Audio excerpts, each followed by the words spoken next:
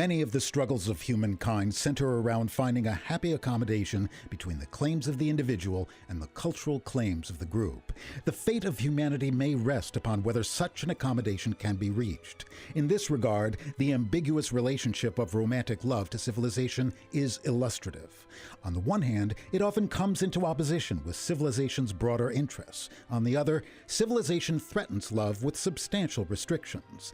The human discovery that this type of love affords us the strongest experiences of satisfaction and even provides a prototype of complete happiness leads us to believe we should make its fulfillment the central point of our existence. Although sages of every era have warned us most emphatically against this way of life, it has not lost its attraction. Sigmund Freud, Civilization and Its Discontents. Based on an early German retelling of the 12th century Celtic legend about doomed lovers, Richard Wagner's music drama Tristan und Isolde was largely inspired by his introduction to the writings of the German philosopher Arthur Schopenhauer. Schopenhauer's philosophy of enlightened pessimism so thoroughly permeates this work that a deep understanding of the opera is difficult to attain without at least a passing knowledge of the philosopher's principal ideas.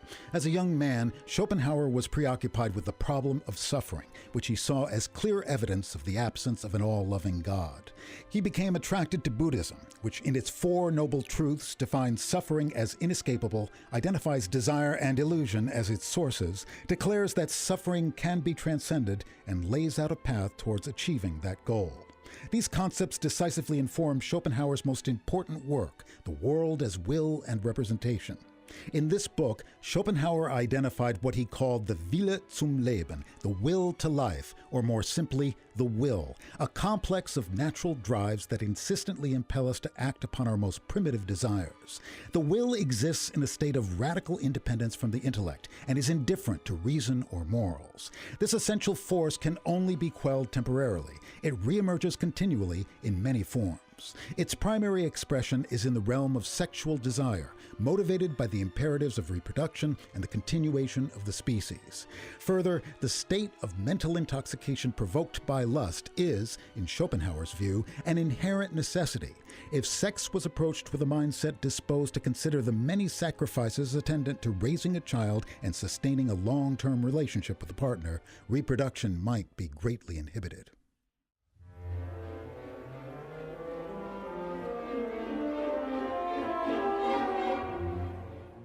To mitigate the suffering caused by our desires, Schopenhauer offered two possibilities. We can adopt the traditional path of sages by acknowledging our primitive drives and engaging in practices and modes of living that instill the discipline necessary to transcend these impulses. Knowing that few would choose such an ascetic existence, Schopenhauer also extolled the therapeutic value of art, which brings us into contact with the will to life, yet allows us to discharge its potentially self-destructive energy within a benign context. Among the arts, he considered music to be the most authentic reflection of the will, and thus the most powerful.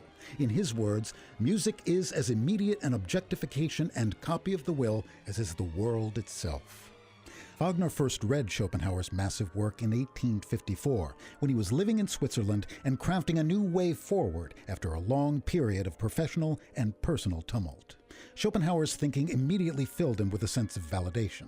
In a letter to Mathilde Wesendonck, the wife of a wealthy patron whose liaison with Wagner also fueled the composition of Tristan und Isolde, the composer wrote, "A unique sense of self-renewal overcomes me each time I open that book. I am whole once more and see myself fully understood and clearly expressed. It transforms my suffering into an object of understanding and reveals the whole world to me." Although Wagner dismissed Schopenhauer's suggestion of an ascetic lifestyle out of hand, the philosopher's implicit affirmation of the Romantic ethos, which rejected the rationalism of the Enlightenment in favor of an emphasis on emotions and the subterranean elements of the psyche, resonated with Wagner deeply. And the societal importance Schopenhauer ascribed to composers provided considerable ballast for his heroic self-image.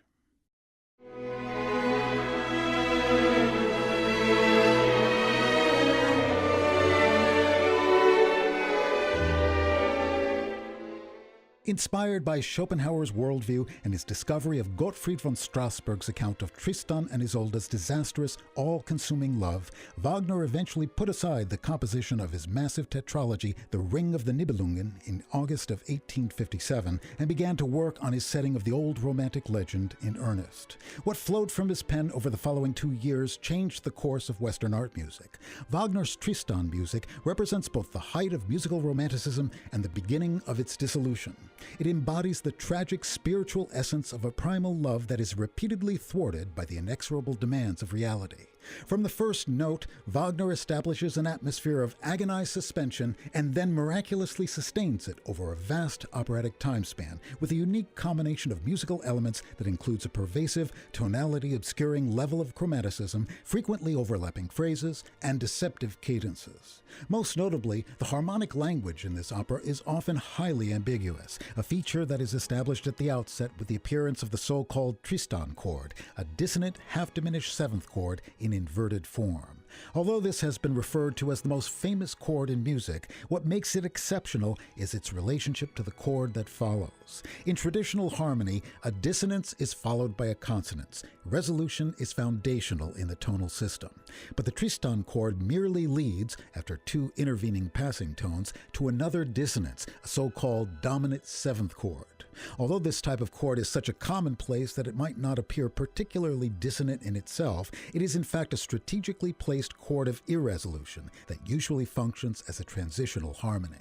By implicitly rejecting the traditional concept that a dissonance is most naturally resolved, this compact harmonic formula, partly by virtue of its standing as the musical signature of one of the most powerfully evocative operas in the repertoire, became the symbolic seed for Western harmony's eventual unraveling. It wordlessly articulates Schopenhauer's belief that our most fundamental desires can never be fully satisfied in the real world. Thus, this vexing harmonic progression appears throughout Tristan und Isolde as a powerful, poignant expression of the doomed couple's dilemma, only to be resolved in the drama's final bars, as the lovers who could not be joined in life are ultimately unified in death.